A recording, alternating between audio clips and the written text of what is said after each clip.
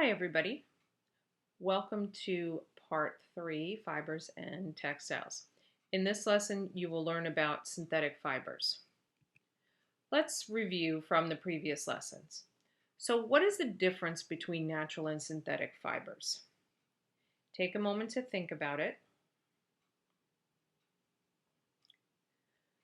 Okay, so you should remember that natural fibers come from animals, plants, and minerals. Synthetic fibers are chemically produced and man-made. They are further classified into two subtypes. So here was a slide I put up in the last lesson. And the question that I asked then was, what is the difference that you notice? And of course, if you look at the synthetic fiber all the way to the right, the polyester, it's perfectly straight and smooth. And because it's a man-made fiber, it's more perfect looking than the natural fibers. And you can see, of course, that there are cuticle scales on a lot of the wool type of fibers. Cotton, as we already talked about, looks like a twisted ribbon, which it does. So the chemically produced can be made to have various properties.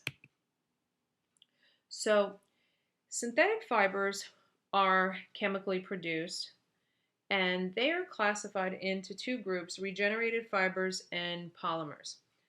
So monomers are joined together to form polymers in large vats. This polymer soup, if you will, is drained out through holes called spinnerets to make fibers that are spun into yarns. If you remember when you were a kid, if you had Play-Doh and you had the crank that you pushed Play-Doh through the plastic holes and you made it into long strands, it's kind of like the same thing. So here's the picture of the idea of what would happen is these polymer liquid and these fibers, you think about it, a sweater that you're wearing actually starts out as a liquid. It gets poured into the spinneret, and then it has a certain shape. The hole has a certain shape, and the fiber comes out in a strand, and then the fiber is spun, and the molecules align in a particular formation based on what's applied to them. So let's talk about regenerated fibers first. Regenerated fibers are modified natural fibers. So that means that they are derived from cellulose, but they are chemically changed, so they are no longer natural. It's kind of like that sweetener Splenda that says it's made from sugar, but it's so chemically changed that it's no longer anything like sugar. Well, this is the same idea. Examples of these types of fibers include rayon, which is the most common regenerated fiber. A lot of what people think is silk is really rayon. And acetate and triacetate are also fibers that are known as regenerated fibers. Rayon is very smooth and silky in appearance. Again, it's sort of like a synthetic silk. And triacetate is made when you combine cellulose with three acetates. Tri, prefix, means three. That fiber is called capron. It's a very breathable, lightweight material used in high-performance clothing. And there's definitely a difference for workout gear with these synthetic fibers. These synthetic fibers are designed not to hold moisture, and so you can exercise and sweat, and the sweat will evaporate very easily from the fiber as compared to, let's say, if you were just wearing a cotton t-shirt. So these synthetic fibers can be made to have certain properties depending on what you want out of the garment. Synthetic polymer fibers, these are completely synthetic. They don't start out as natural at all. They originate with petroleum products, and they can have very different characteristics. There's no definite shape or size. There's no internal structure because it's just completely done by design and the type of spinneret, and that's what determines the shape. So qualities like the shine, the softness, or the feel of the textile will be altered based on what's applied to the fiber. So some examples include polyester, and all of these fibers like polyester, nylon, acrylic, they are engineered to have particular qualities. Polyester is a very common fiber. If you read clothing labels, you'll see it a lot. Polar fleece, wrinkle-resistant pants. These are often made of polyester. Polyester is often added to cotton. You'll see a cotton poly blend, and it's added to provide strength and also to prevent the fiber from stretching out. Nylon is very similar to polyester. It's easily broken down by light and acids. Nylon was first introduced as an artificial silk. In fact, you guys may be way too young to remember this because even I am, but at one point people used to refer to stockings as nylons because they were made of nylon. Acrylic is often found as an artificial wool or an imitation fur, and it has a very light, fluffy feel. It's an inexpensive fiber. It's very easily made. One of the problems with acrylic is it tends to pill very easily. If you've ever gotten those little balls on a sweater, you know what I'm talking about, and you either have to throw it out or kind of shave them off. I tend to throw it out and buy a new one if I have something like that.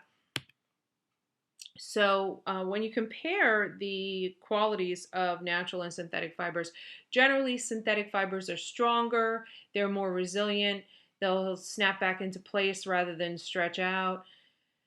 Synthetic fibers are not damaged as easily by microorganisms or even larger organisms like moths. Moths love wool, but they don't really go for the synthetics. Problem with synthetics though is they can deteriorate in bright sunlight and they'll fade if there's any dyes applied to them, and they can also melt at a lower temperature than natural fibers. And we will see that because we are going to do a lab where we are going to burn fibers and see what the reaction to burning is, and you will see some fibers actually melt like plastic. So as we talked about, fibers are woven into textiles, which is a large piece of material used to make carpet, upholstery, or something like that.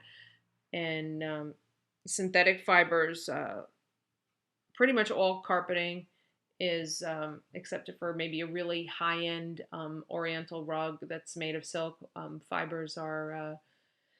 synthetic fibers are used for most carpeting. That's why when you get new carpeting, it kind of has that new carpeting smell. You can smell the petroleum fibers. So fibers are woven to have particular properties. So in addition to the actual fiber being engineered a certain way, weaving it a certain way will also provide different properties. And you may remember this if you took textiles, and we did weaving. I remember doing it in grade school where we did some weaving, and the lengthwise threads is called the warp, and the crosswise threads are called the weft. And I always kind of remembered that because going across, it goes from left to right or weft to right. So the weave pattern is basically the pattern in which the weft passes over and under the warp. So there's different ways that can happen. And this is taken from your book. And weave patterns are expressed in numbers. For example, a plain weave is a one-to-one weave. The weft travels over the warp yarn and then under one warp and then over one warp and so on. So it's just alternating. And the twill pattern is a 3-to-1 pattern where the weft travels over 3 warp yarns and then under one. Twill is used in jeans and other rugged clothing. Satin is one weft crossing over 3 or more warp threads. And satin, a lot of people think of satin as a fabric, but it's actually a weave. And so these weaves can provide different properties to the fabrics. So here is an industrial loom that would be automated and would weave certain types of fabrics, and you could set it for the different types of weaves that you want. Here is a rug loom used to make rugs, and it's all programmed to weave, whatever the user inputs. Here are some weave patterns under high magnifications.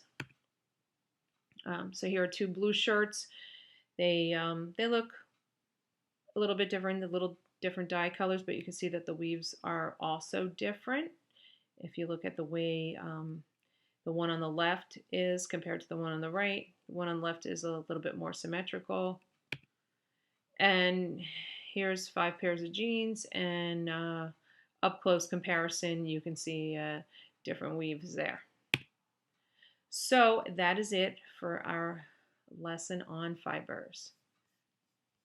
Have a good day. See you in class.